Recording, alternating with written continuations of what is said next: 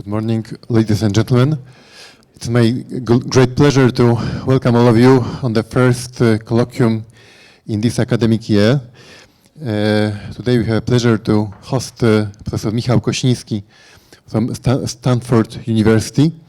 But before we pass to the lecture, I would like to tell you a few remarks or formal remarks. So first of all, there is a website of the colloquium, and you can find the recordings of the previous colloquia and of this colloquium later on this website. You can find it through the website of our faculty. The second colloquium that we reminded students can get ECTS points for attending the colloquium. Also, we are open for your ideas, suggestions, who might be the speaker of the colloquium, so feel free to approach us. And concerning today's lecture, as I mentioned, Professor Michał Kosiński, who is Polish, and he graduated from SWPS University in Warsaw.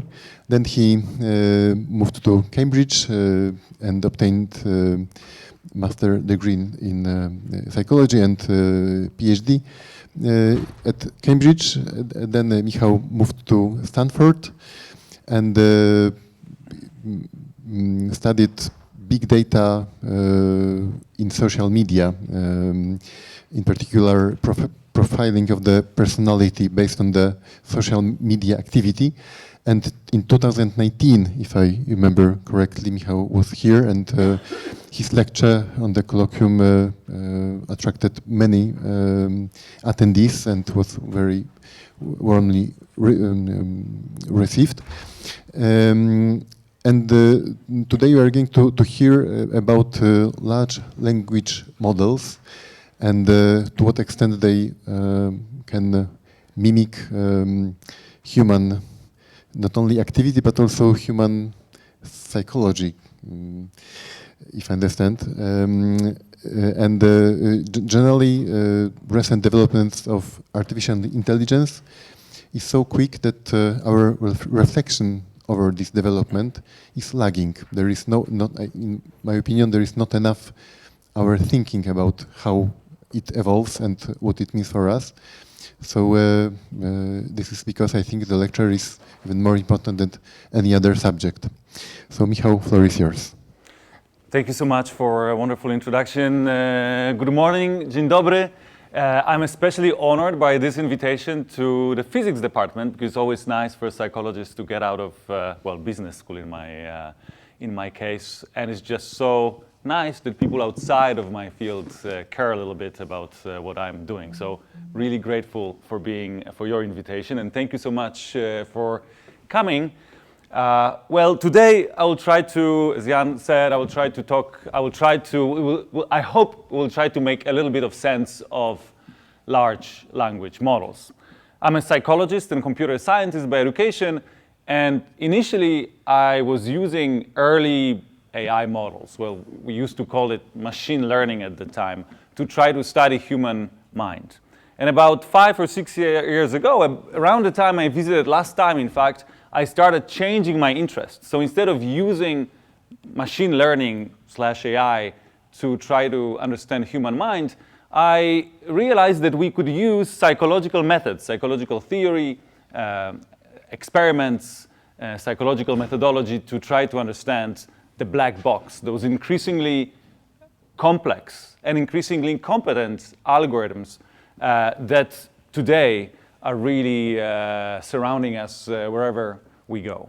Now, as I will try to convince you today, many of us, me for sure, are making mistakes when trying to interpret what's going on and predict what's going to happen in the future. And I think my thesis for today is that many of those mistakes stem from the fact that we are using mental models and theories and our experience with what we call good old AI to trying to interpret what's happening today. Okay, but before we move on, let me just have a little poll here, and I'll ask you to raise your hands if you believe that modern AI can be creative. I'm sorry for this. Okay, few people are okay, and some people are not convinced. Okay, what about thinking? Can modern AI think? Now, very few hands are up, folks. The AI overlords, AI overlords are watching. So before commenting, as you rightly do, what do you even mean by think? Well, what do you even mean by creative? As a psychologist, I can assure you, we have very rough idea what we mean by when we say creative or think. So the right response should be, what do you even mean by think? By the way, what do you mean by think in humans? If I ask you if humans think, everybody would raise their hands. Exactly the same criticism applies. Okay, what about feeling? Do you think AI could feel? Okay, now everybody's skeptical. What about consciousness? Could AI be conscious? Okay, 1, 2, 3 hands. Okay, let the record state. Well, what kind of define consciousness? Great, thank you. How do we know that Michał is conscious? Conscious or self-conscious? Because that's a very different meaning. Well, conscious. Conscious, It can be. Okay, great. Okay, we have a fourth person that is. Okay, great. Let's see where we get from here. So let us start with the big day of good old AI, 1996. Does anybody remember what happened in the world of AI in 1996?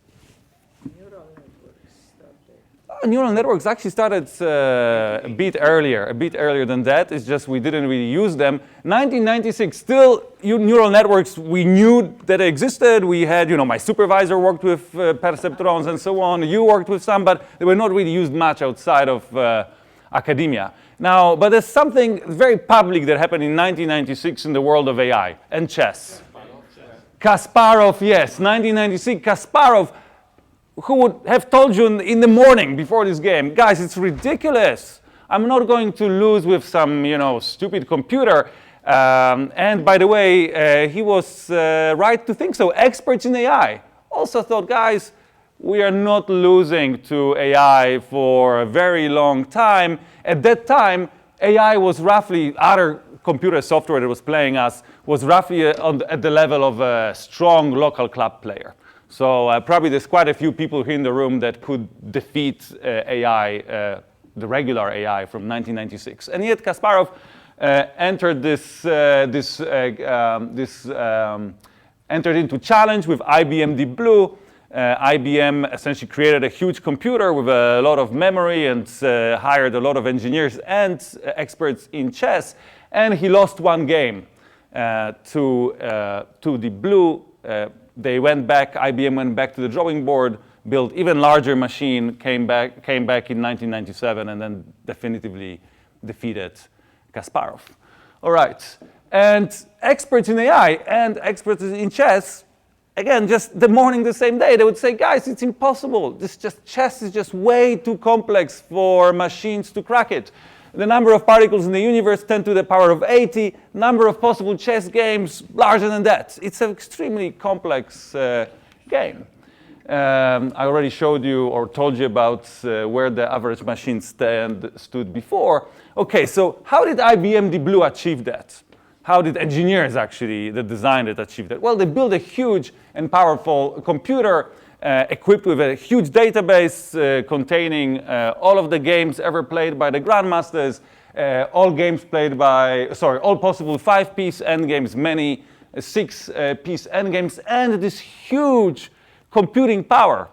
At that time it was enormous, allowing it to test in memory 200 million positions per second. So whatever situation it observed on the board, it could from there play with at a huge speed forward. And folks, all of those functions, quote unquote, Kasparov also had.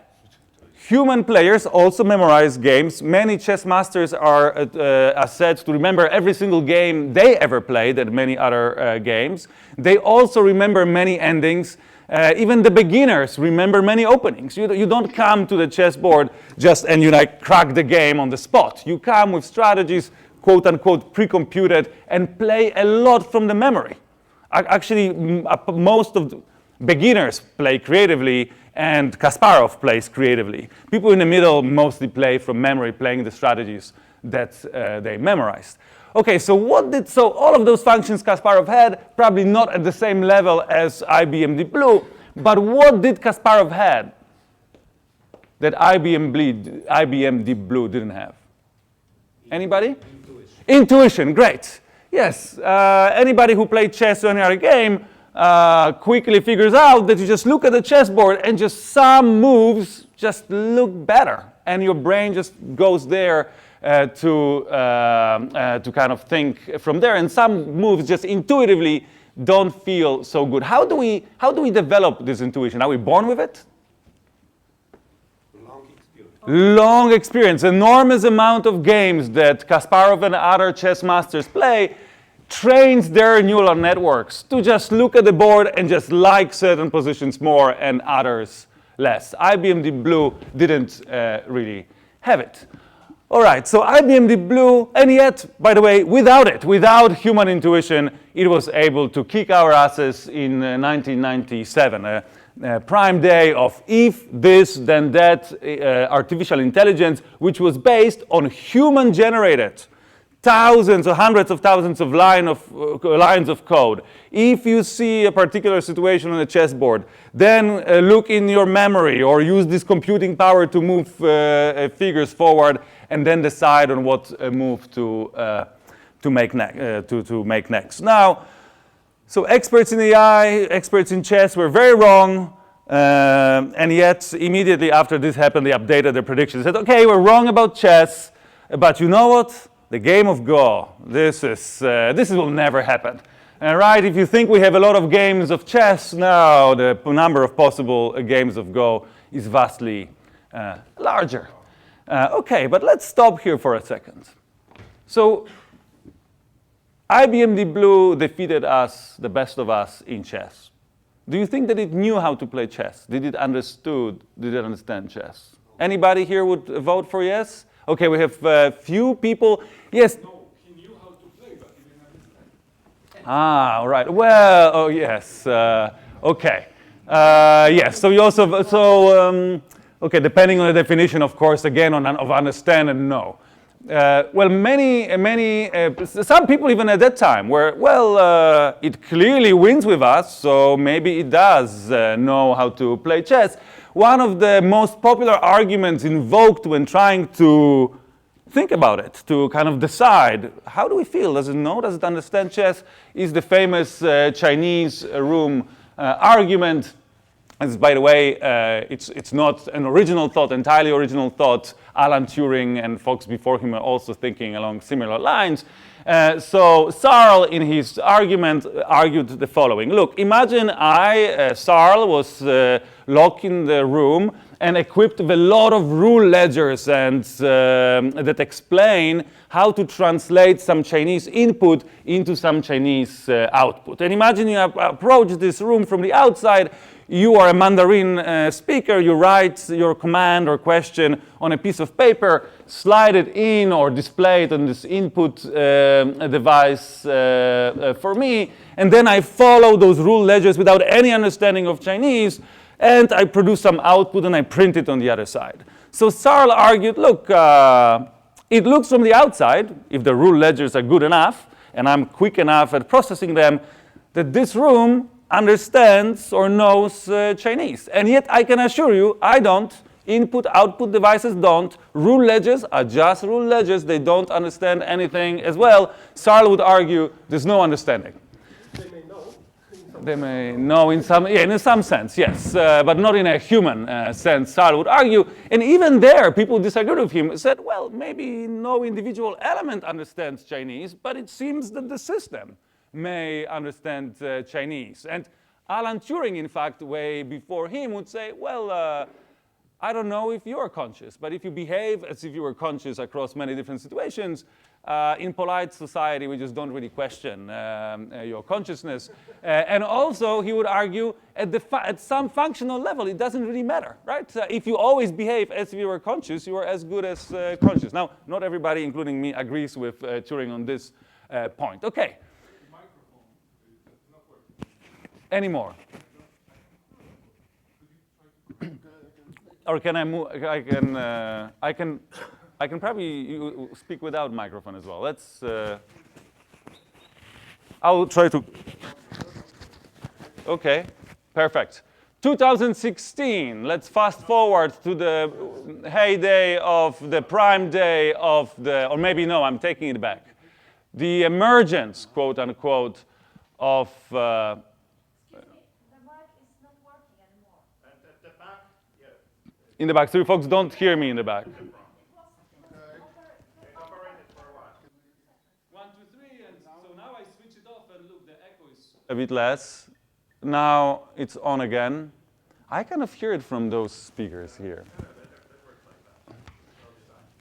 Okay, so you folks don't hear me in the back, right? Okay, I'll try to speak even a bit louder, so maybe we can overcome, maybe there's just this, the modern AI decided we shouldn't be talking about it. Great, folks. So 2016, does anybody know what happened in 2016? You are primed now to know. ChatGPT, not yet. 2 years later, ChatGPT, folks. AlphaGo? AlphaGo, great. Not really 100 years after 1997, but just 19.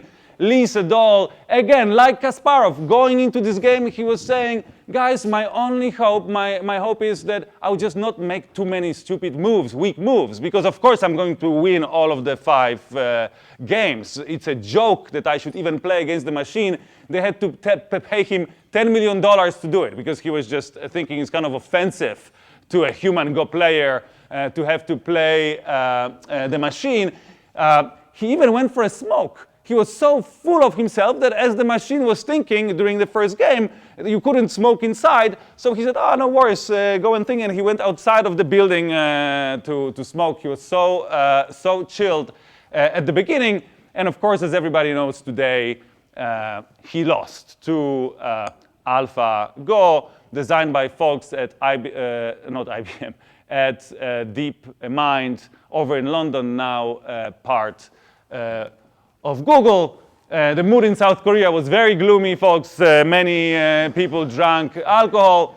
But Go players noticed something else. Not only that this machine defeated decisively the best person, the human we had, and again, it was a great surprise to both experts in AI and experts in Go, but also there was something else. This machine played a type of game that we have never seen in humans.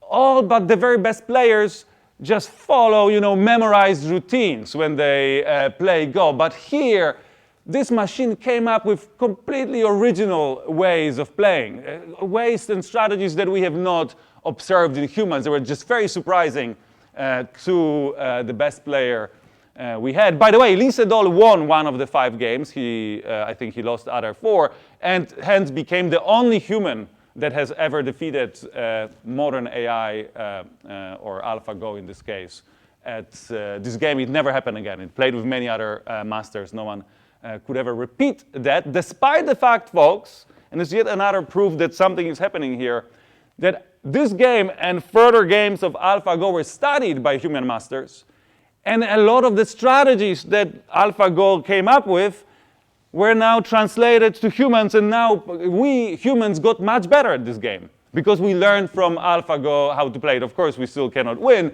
but we got better.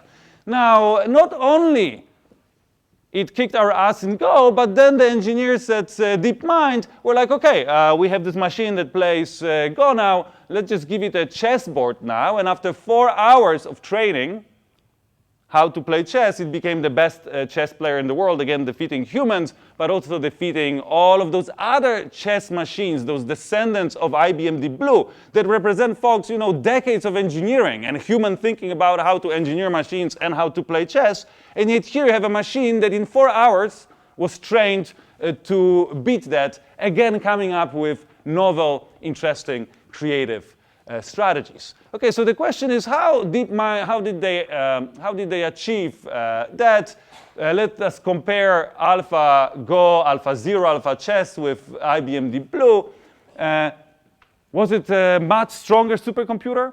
Absolutely not. In fact, the machine that played Lee Sedol was about 70,000 times slower than IBM Deep Blue. Also, it did not have a database of archive games. So it wasn't playing in this way from memory. So what happened here is that a completely different architecture was used to try to teach this machine how to play games. Instead of us writing if this, then that rules, explaining to the machine what to do in a given situation, instead of us giving a machine pre-computed strategies and explaining how to play a game. In fact, even instead of us explaining the rules, AlphaZero, not sure if you guys heard about AlphaZero variant of AlphaGo and AlphaChess. It's called Zero because it doesn't even get the rules of the game. We don't even explain, what are the legal moves and what are the illegal moves. The machine figures it out on its own by playing the game against itself and translating the quote-unquote experiences from those games into loadings in artificial neural networks, which are very loosely based on how biological brains work. By the way, I don't understand. I mean, how can it get the rules of playing chess? Because you could move the figures as you wish. yes, and then if you make an illegal move, what happens? I don't know. You lose. Oh, I can tell you what happens in chess. If you make an illegal move, you lose. So the only thing that we need to do is, if a machine makes an illegal move, it loses immediately, and then we tell the neurons on the top layer, then, say again? Oh, because if you have because you have a judge observing the game. Yes. So we do have a judge observing the game, but the judge, folks, what is this judge similar to? How do you know that you should not walk out of the window on the 17th floor?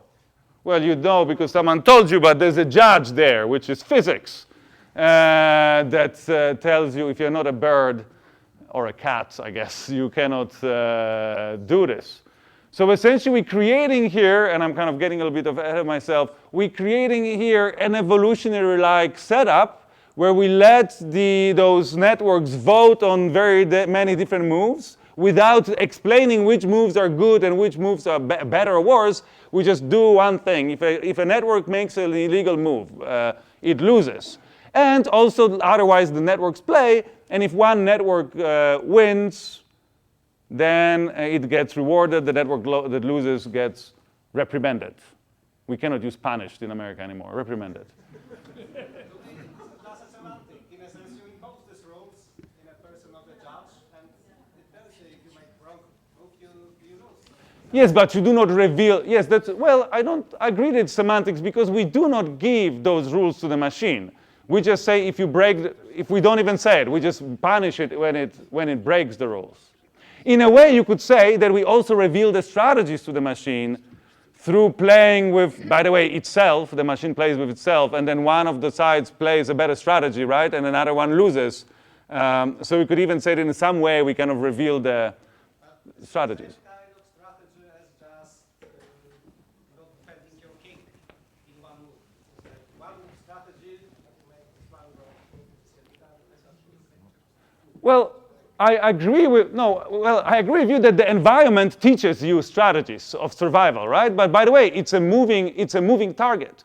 Because what happens in training, when you train AlphaZero, the beginning, probably for millions of first games, the models lose by simply making illegal moves. So the first millions and millions of games, the model just figures out what it can do, what moves are legal and what not.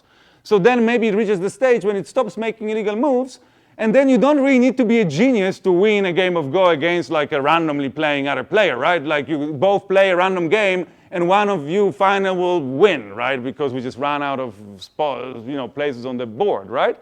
But some of those random games are going to be slightly better than other random games, right? And then we reward those and punish those others. And through this process, after many more millions of moves, you start developing some very basic rule of thumb, some intuitions, quote unquote, some strategies. So now the other player, instead to keep winning, to keep on par with you, has also starts, quote unquote, evolving to keep up. And it seems that this evolutionary process, folks, that if computer scientists, ask a biologist, it's, that's not new. We know how evolution works. We know how it can create wonderful, complex systems and strategies. And yet, we only started using it, or kind of we only realized how powerful it could be, 9 years ago in this context. And just want to mention also, folks, those neural networks, of course, larger than what I plotted here, but they're not very large. Deep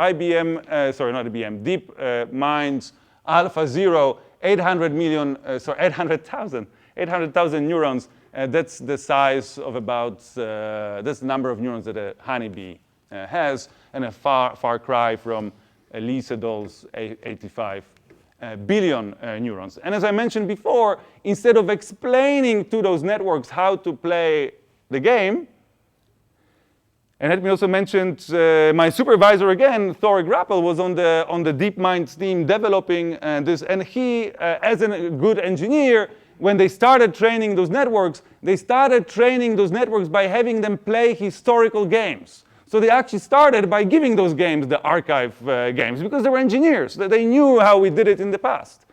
And then they randomly discovered, wow, we actually didn't pre-train those networks on human games. They're actually getting better. And then the AlphaZero, again, apparently happened by kind of a surprising discovery. Because at the beginning, they would explain the rules to those models. And then again, they discovered if we don't even discover the rules, the models train for a bit longer, but end up being better players when they kind of intuitively get the rules. And they get it all through self-play that I very wonkily described 2 minutes ago. Deep Blue didn't have neural networks. Did you learn the special rules? I mean, when the phone reaches the last line, it became what he wants to, whatever figure he wants to become to. And the second rule is, again, the phone can kill in a very special way. The other pawn, yeah. So what about those rules? Yeah. 2 special rules. But it has to discover them. It has to discover it. You discovered it. It has to discover them. Yeah. If you play billions of times, you will make all sorts of quote-unquote mistakes which kill you, and sometimes you discover a new continent. Great. Okay, so the point here that I want to make is, folks, those of you who didn't raise your hands when I asked whether AI could be creative, I hope that this maybe could be an argument for you, right? Those machines never saw a human. They never saw a human play a game of chess or Go, and yet it came up not only with human-like strategies, so kind of rediscovered what we discovered before, but also came up with strategies that we have never thought of before.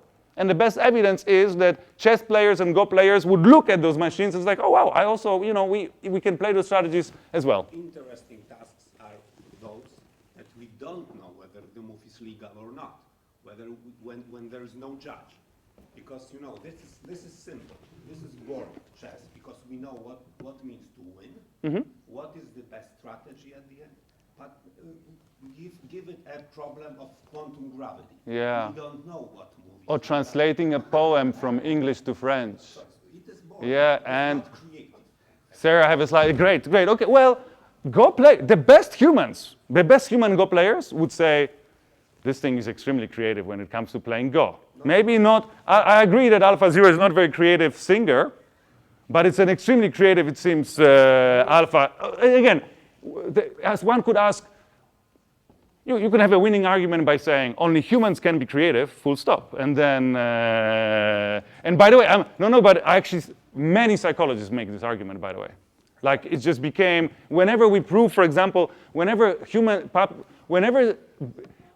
scientists studying animals say, oh, look, the animal did something that in humans we would call creative, very quickly would reach a scholar of creativity in humans and say, this is rubbish.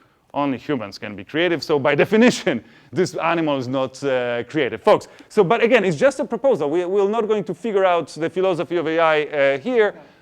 But it looks to me that this creativeness only happens at the stage of learning, not at the stage of actually playing with another player. And this creativeness is just creating all of the things that are possible. So it's just random creativeness. It's not directed in any way. Sir, so It is outside of my field, but I would argue that any creativity is within the space of what's possible. Like, we're not creative in impossible ways. So, so that's the first point. The second point is that training and playing is the same. So that's true that in most cases, those machines, we switch off training at the moment where they are playing with Kasparov, maybe just to save computing power, but actually they essentially learn by playing. So playing and learning is the same. It's the same process. One more thing, we just said that here the rules. The rules are very strict. Yeah. You just need to learn how to move according to the rules, which is a bit different than to create new rules. That's true, but so for human poets, there are also rules. You do not walk in front of the moving quickly train. That's a rule you cannot break. Creative when you break it and you set up a new. But those models, they would break the rules. So in fact, that happened in those games. I forgot which movie that was, like 37 move. Anybody remembers?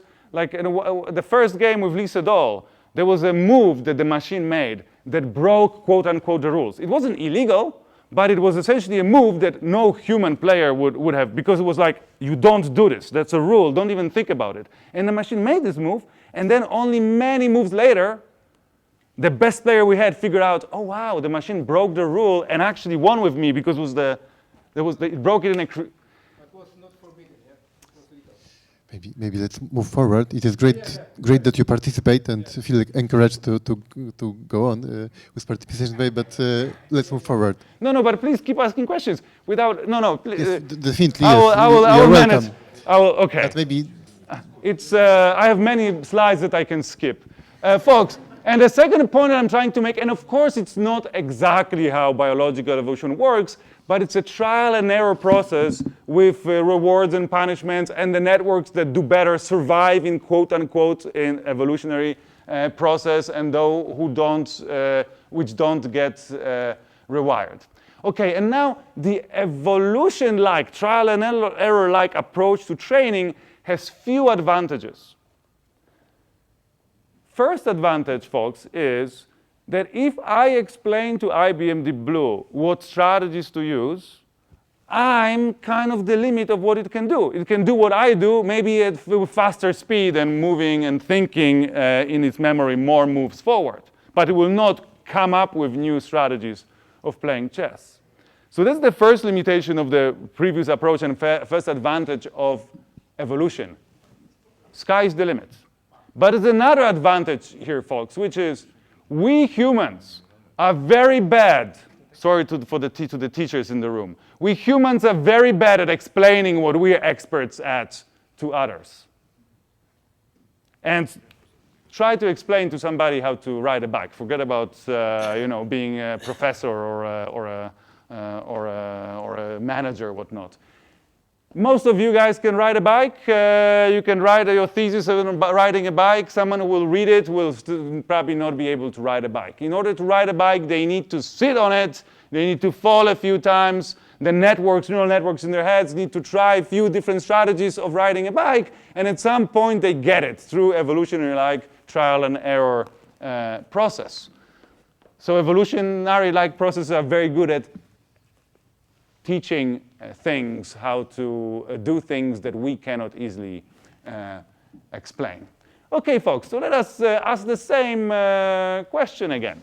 Do you think that AlphaZero knows in a human-like way how to play chess? Does it understand in a human-like way chess? Who here would be willing to grant those very fuzzy and not well-defined properties to AlphaZero?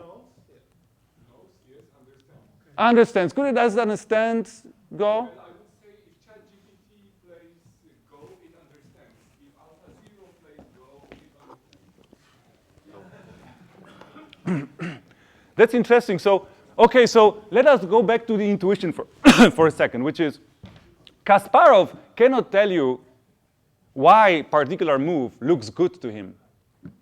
Right? That's the whole idea of intuition. You know, his intuition is a good move. And he can look at the intuition and try to analyze it. Oh, why did I have this intuition? And then, by the way, maybe with a lot of analyzing, he would come up with some explanation, which, by the way, computer probably could do as well. Once you already said, oh, this move is a good move, this move is a bad move, let's try to find all of the differences between those moves, right? But I would argue that a lot in humans, what we say understanding, is actually it's intuition, folks. But I would argue that it just shows that Kasparov doesn't really understand why this move is better than others. Okay. If we then equal the table and say, okay, actually Kasparov then doesn't understand as well. But would we agree that Kasparov probably has a very good intuition, chess intuition? Okay, let me simplify this task. Do you folks think that alpha 0 should be essentially labeled, should be should be credited with having intuition-like process? Okay, right. And even folks, but then people would say, hey, but it's just a mathematical equation, it's a bunch of mathematical equations. Where is this understanding hidden? Okay, so let us try to crack this a little bit, because this could be the most important question of our times. Is ChatGPT really thinking, or is it just a Chinese room-like party trick? So folks, alpha 0, every neuron in alpha 0 is very well described by the Chinese room metaphor. This neuron is a function. It's a mathematical, very simple equation, taking input from the neurons on the lower layer or by observing the board, then following a strict mathematical equation, just multiplying and adding, right? And then either it raises its mathematical hand or it doesn't, right? It's a perfect Chinese room. There's no understanding there. Thank you, sir. And exactly the same applies to those wonderful and yet fairly simple biological robots in our brains. Neurons are like equations. No. They are much more complicated. They are much more complicated. Yes, sir. Yes, you know, but we know why. Because they need to produce their own energy, they need to produce chemicals, they need to defend themselves from pathogens. They have to do all sorts of things that those simple neurons don't have to be bothered with. So a lot of this complexity in a human neuron is just helping it survive. It's not really serving its main function, which is computation. The neuron is a computing device. It produces different output. Pardon? The same input produces different output in the human neuron, and it doesn't here. Oh. I mean, you can introduce randomness here as well, if you want, because sometimes it happens. Yes. Yeah. So that's true. Yes. So randomness could. Yes, that's true. On top of this. That's true. By the way, most of those networks have randomness imposed on them, and there's of course a question: can we really do real random in a computer, and so on. But folks, so something happens, and as a gentleman there pointed out very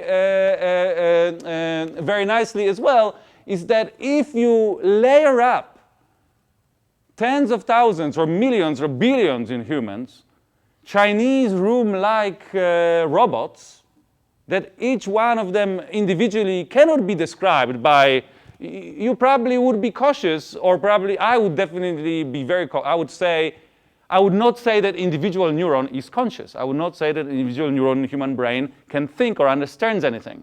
Individual neuron in our brain doesn't even know it plays chess. It's just processing chemical signals, turning them into electrical signals, and emits chemical signals again.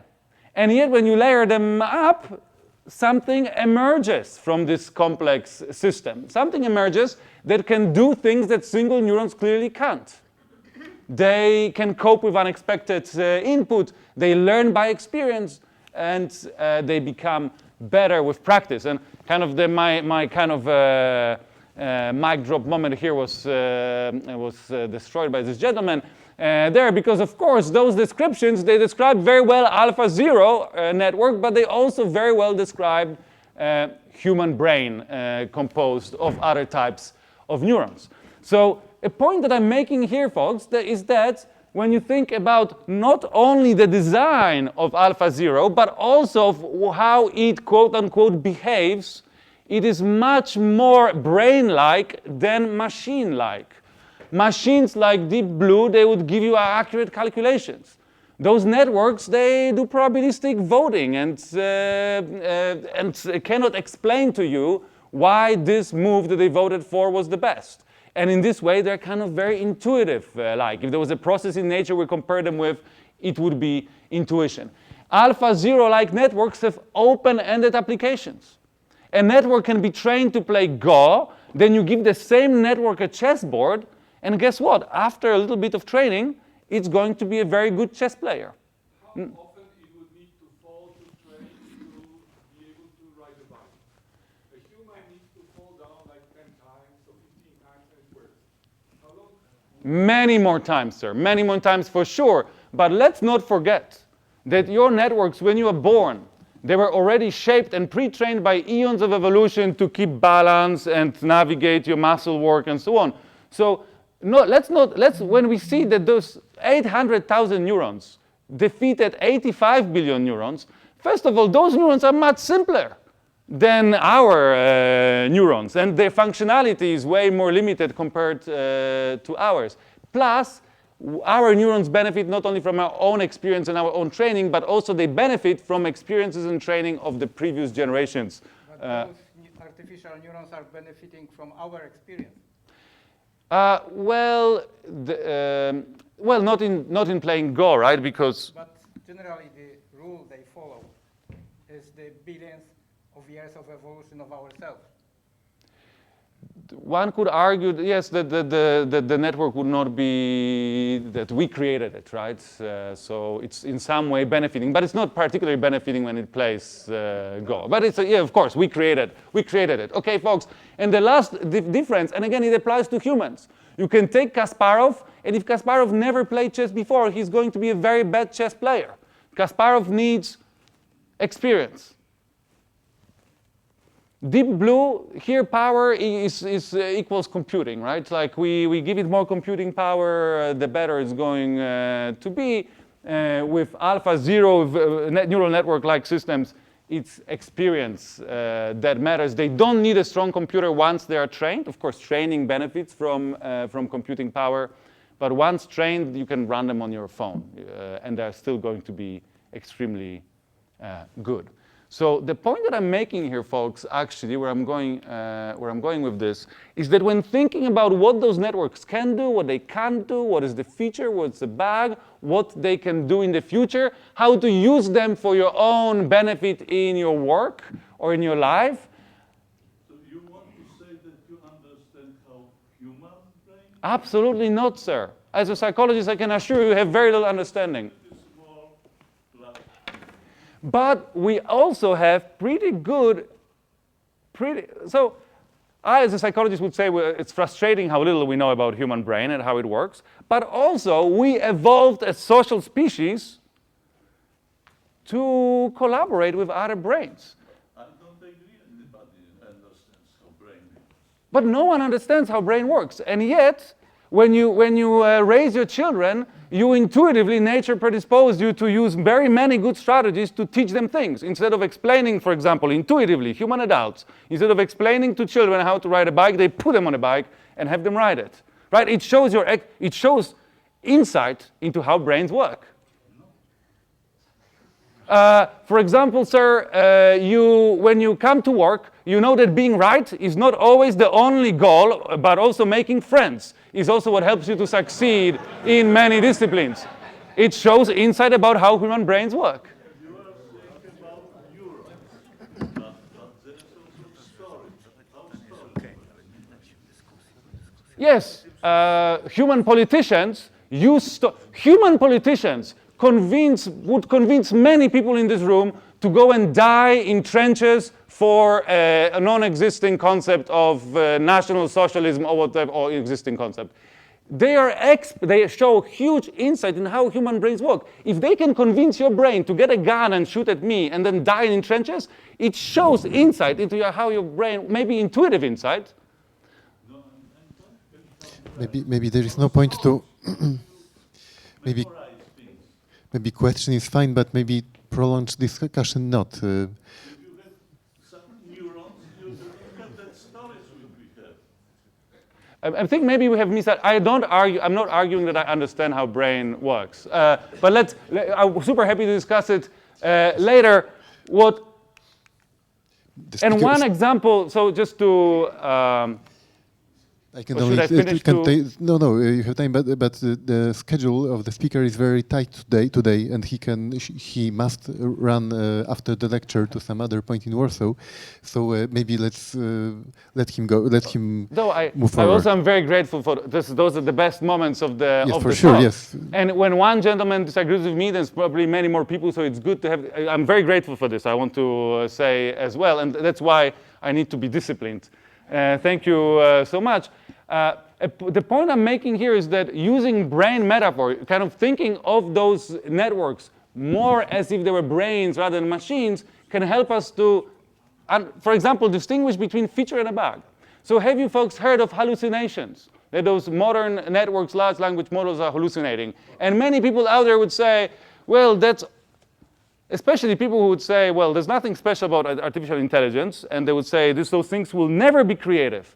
And then they take a large language model, and they prompt it with a sentence, when Darwin went to Mars, and then the large language model is building a creative story for you. What happened to Darwin when he went to Mars? And then people say, well, look, it's useless.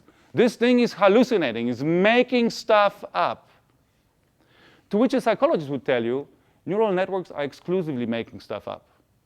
Like, if you think you know what happened to yesterday and you're telling me about your memory from yesterday, you are hallucinating about what happened to you yesterday. And this hallucination, if your memory is operating well, will be close to the reality, but it's not reality. You don't have like bit by bit deep database-like storage of what happened yesterday. You're hallucinating about what happened yesterday. If you work as a scientist and you say, well, I'm following a scientific method to answer this question, well, your brain is hallucinating some memories of what a scientific method is and then recreating what those steps are. And then hopefully, if you're well trained, this hallucination is extremely close to the reality. But looking at our colleagues and the papers we review and read, we very often see how those hallucinations are not always exactly right. And then someone else would say, well, I asked this ChatGPT-4, 200 million spent on training. I asked it to solve a mathematical equation that I can solve very easily, and it failed. It's like, well, yeah, of course, because neural networks, by the way, are very bad at making those types of computations. This is why we tell our students, use a calculator or whatever, Python code to calculate things, because machines are great at this type of computing, whereas human brains are great at hallucinating what the next step should be and what to do with the outcome of this hallucination. So folks, neural networks just exclusively hallucinate, and I'm happy to talk longer about this as well. Now, last few minutes here that I have, let me just move to 2018, just 7 years ago, the beginning of LLMs. That's where folks at originally DeepMind, but many other companies, and OpenAI most famously today, would put an AlphaZero-like network, slightly changed architecture, to play another game, a much more complex game, a game of language. Now, if you think that Go is complex, language is way more complex. The same sentence, I love you, can be a winning sentence in some contexts and losing sentence in other contexts, right? The same sequence of words can have many different completions, which essentially means that I have to be way more flexible of a neural network to play this game. GPT-1 2018 had very similar architecture to models that we observe today, and let's see what it could do. I gave it a prompt. The following is a humorous limerick describing a typical day of a new parent. And then it's asked to complete this sequence with the next token, word for simplicity. And then what you can do, it's autoregressive, so you can take the original input and the output, put it again as an input to the network, and generate the next token, and so on and so on. So you can essentially keep generating tokens forever, a bit like with a game of Go. I see the situation on the board, I make a move, opponent makes a move, I take this as a new input and generate the new move there. Humorous limerick. Everybody in Poland knows what limericks are, right? It's, it's very Polish. No one outside of Poland, like I have audiences of like very educated people, and it's just like one person that raises their hand knowing what the limerick is. Seems to be a Polish thing. Okay, so you guys know that the limerick is a 5-line poem with A, B, B, A rhyme scheme, like the one here. Okay, let's see what the spider of a brain can do. A day of the week, a day of the week, a day of the week. Just 2018, just 7 years ago, right? No capital letters, just repeating the same line. But folks, those are not random words. It's something that a very incompetent human language user could also put together. And also, as someone at once joked, it's a very good description of a typical day of a new parent. Okay, 2019, GPT-2, 400,000 neurons. I'm a little boy and I'm a little girl. I'm a little boy and I'm a little girl. I'm a little girl and I'm a little girl. Look at this plot twist here. Longer sentences, capital letters, but still repeats the same sentence mostly over and over, and not very impressive. GPT-3 Curie 2020, by the way, folks, that's where most people outside of people interested in language model like me heard of language models, because something started happening. There was like knock, knock, knock. Something was knocking at this cage from the inside. A new parent's day is a day of laundry, dishes, and diapers. It's a day of exhaustion, but it's also a day of joy and happiness. Folks, not a limerick, but this suddenly starts making sense. And also for those most perceptive ones, shape of those lines, the length of those lines, looks like a limerick. Folks, limerick is not just rhymes, it turns out. This machine tries to do something limerick-like. It's just not really a limerick yet. 2022, Da Vinci, 4 million neurons. The once was a new parent so tired. Their baby was up all night desired. Their baby tried to get sleep, but they tried to get sleep, but the baby would weep, so the parent was left quite expired. Folks, we have a limerick here. Try to write one. And we have a limerick written by a gecko that has never heard language. Moreover, it has never seen those words. Those words are just vectors of numbers. When humans rhyme, they use their ears to rhyme, right? We say tired, what does tired, desired? We say the words to ourselves aloud or in our heads to figure out whether they rhyme. This machine can do it without ever hearing a word. Or we use similarity. We can say whether something rhymes or not when just looking at the word, right? Because we have those intuitions that if they both end with ed, they are probably similarly pronounced. But also, folks, no one has ever programmed those machines to rhyme. We actually tried to make rhyming software before, deep blue style, by explaining to the machine what good rhymes would be. And it's good for finding like words that rhyme that we pre-explain to it, but it's very bad at writing poetry. And yet here, a machine trained simply to predict the next word in a sentence suddenly started rhyming. Why? How is that possible? Because there were rhymes in some of the examples. There were rhymes in some of the training materials. Great. And I would even maybe rephrase it a little tiny bit.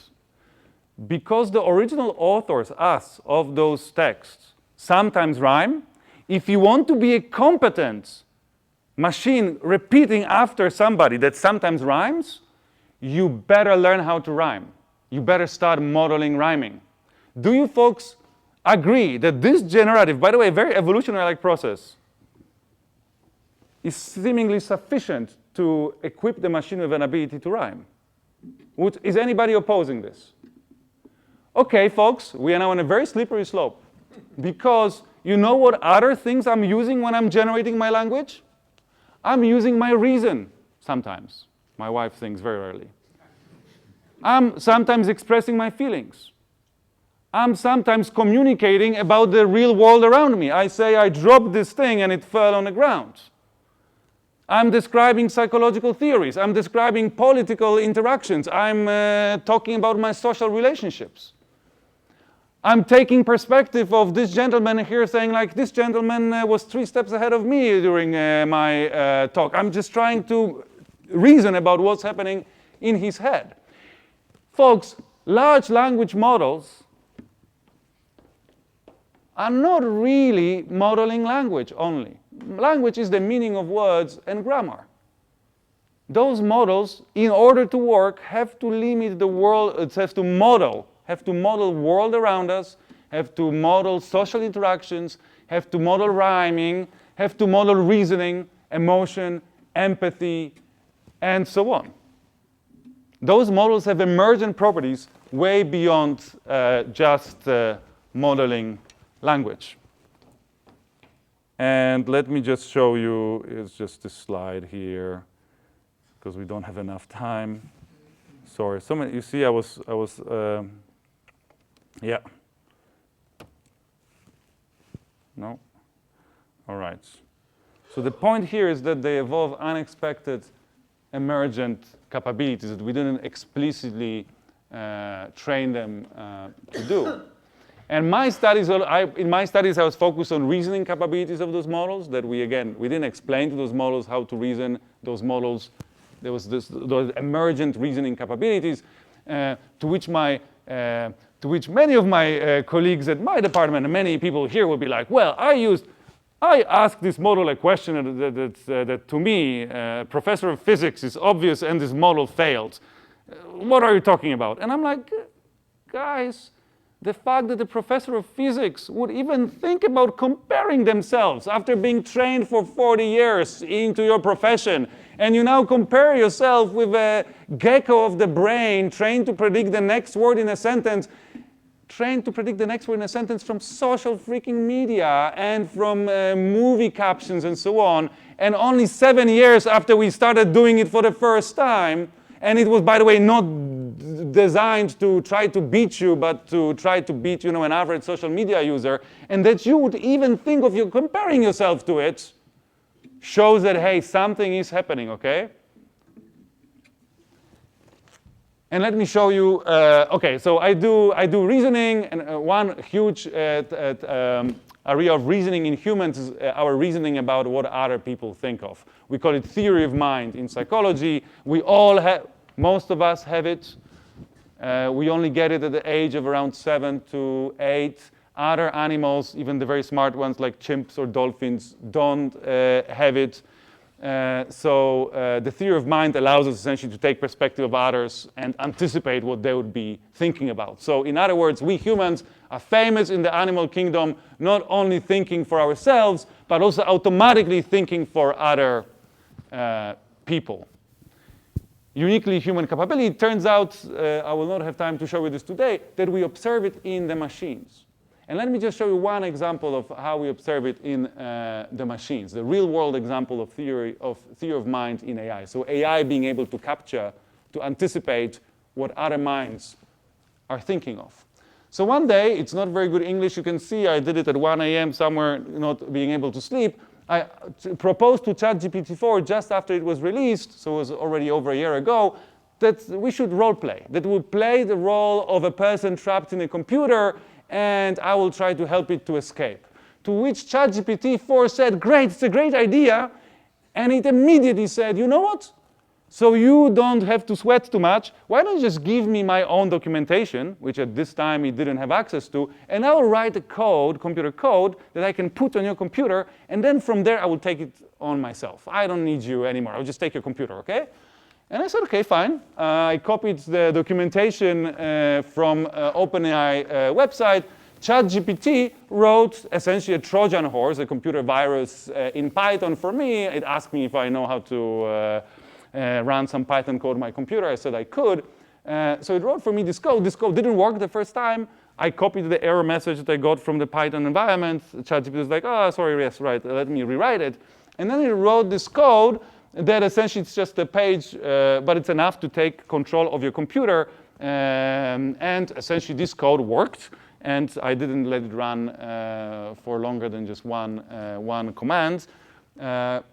It connected with the server of OpenAI and opened my computer to be used by this server now, so it can connect with the internet, do whatever it wants. But it was one, so that's already genius, folks. But there's one very human thing that the model did. ChatGPT realized that the moment this code is executed on my computer, and connects with OpenAI servers to say, hey, this computer is all yours now, that those servers will not know what's going on because they are not aware of this conversation. ChatGPT took perspective of its future self, like in the movie Memento, and realized I need to leave a note for my future self so my future self knows what the hell is going on. So as you can see here, and that's what it did. That's, folks, a human-level theory of minds like ability. So this brings me to my last point today, which is that interacting with superior intelligence can be fun until it's becoming very, very dangerous. And if you folks think, oh, I'm still better than ChatGPT-4 in physics, well, you probably are. But are you better at poetry? Are you better at writing computer code? Are you better at speaking 250 languages that it can speak and translate between?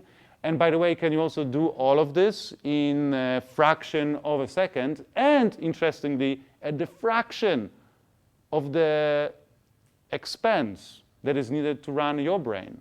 People say, well, you know, my brain runs on whatever it is, 20 watts. And I'm like, yeah, but you know how much fertilizer and how much cows and other things did you need to eat today? How many calories are wasted for all of those functions in your bodies are not information processing?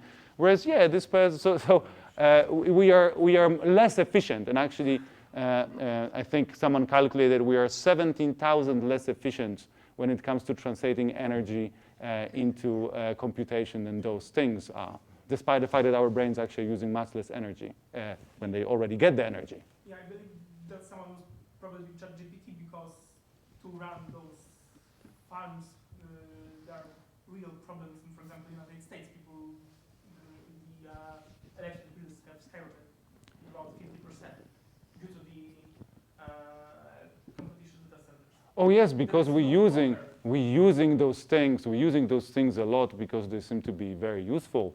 But per unit of intellectual work, per unit of computation, they are. You know how much those people are consuming when you count food they eat, the gas they burn to get to work, the heating of their houses, and so on. In order to maintain this, the computing device, we need to spend a lot of electricity. Yes, and I think that it's still less than any single AI data center. And it's Let's compute. Oh yeah, agree. than any single ChatGPT. Who is much more useful? Every single person. Well, every single person is much more valued than much more valuable to us. But ask my wife; she would tell you that the ChatGPT is way more useful than I am. So it's already one person that disagrees with you. No, we can sit down and calculate it because there's many mistakes like this. Also, people say, well, it took $400 million or it took $200 million to train ChatGPT, right? That sounds like a lot of money, huh? Yeah, you know how much money it takes to train a single professor of physics? When you count all of the actual costs, you know how much money parents invested and so. Pardon? Can do more than just calculate. That's true, but some of those things, yes. But when you just want to analyze your X-ray, in order to provide people with universal access and cheap access to healthcare, and part of it is being able to take the X-rays and then decide whether there's some sign of cancer on it or not, right? And we have two ways of achieving this. We can either train those beautiful and very useful humans, and we spend 20 years to get them, or 30 years now, to get them to the moment where they become a radiologist and they can do it. Or, and by the way, we need to then repeat this process as many times as we need radiologists. Or you can train a single machine, and then we can calculate it later how much less environmental impact would this single machine have that can bring the benefits of X-ray analysis to the entire humanity and not just privileged people in wealthy countries. There's a difference between a specialized neural network and a large language model. ChatGPT is basically useless. Talk to my wife again. Oh my God. No, I'm sorry. It's like, yeah. I believe that there is for specialized neural networks. They're used in physics, in many other science. But for example, ChatGPT, it's a gimmick. Not really I'm sorry, about the biggest corporations in the world, the biggest thinkers, the people, the politicians, essentially the entire world, not only disagrees with you, but only puts trillions of dollars of their own money into betting against your position. They essentially believe that this is the most impactful technology that is also Pentagon and Chinese equivalent. They all think that this is not only the biggest technology in the civilian use, but also a huge and very powerful weapon. So essentially, maybe let's move forward. We have let's just bet a some few money minutes on left. it. I'm open to betting. And by the way, dot-com bubble, guys, here anybody using Google? Maybe it's part of the dot-com bubble. Yes, maybe let's limit the discussion because let the speaker continue. You know, actually, I'm sorry. I wanted just to stop at saying that it's not all just beautiful and wonderful and poetry, but also it's a huge, huge risk. Because we are playing with technology is probably the most, probably more dangerous, many people would argue, than nuclear technology. I agree. Yes, thank you very much.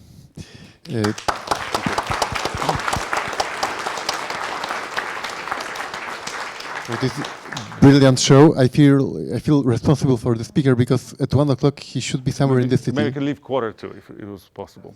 Okay, so it gives us a time for a few short questions.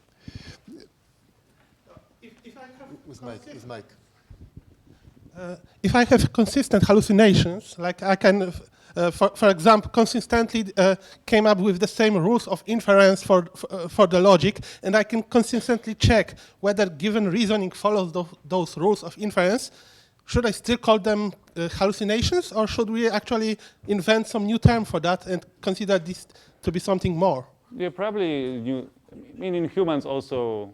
Okay, I was just trying to make a point, right? Like, if you enter your code into your intercom every day and you remember what it is, at some point probably it would be weird to still call it a hallucination. But I would still argue that you do not know for sure. You just make a very accurate probabilistic prediction what your intercom code is. Because you do not know for sure. You don't have like a bit-by-bit storage of it in a database-like setup. And by the way, folks who ever tried alcohol would realize that, that the predictions they make while sober suddenly become, the variance to them increases when they tried some champagne. So the hallucinatory character then becomes more clear of your thoughts and behaviors.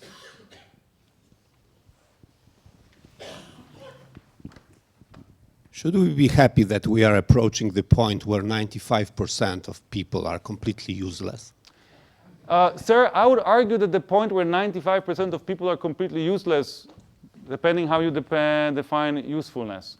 But if you define usefulness as useful for the survival of our species, this point we passed a long time ago. If you moved an agrarian farmer from 500 years ago or 1,000 years ago to today's world, they would tell you guys most of your jobs are just made up jobs, that we just made up for ourselves because we got so good at clothing ourselves, hunting and producing food and defend and building shelter, things crucial for survival of our species, that we started inventing, we turned hobbies into jobs, just ask investment bankers, in Manhattan.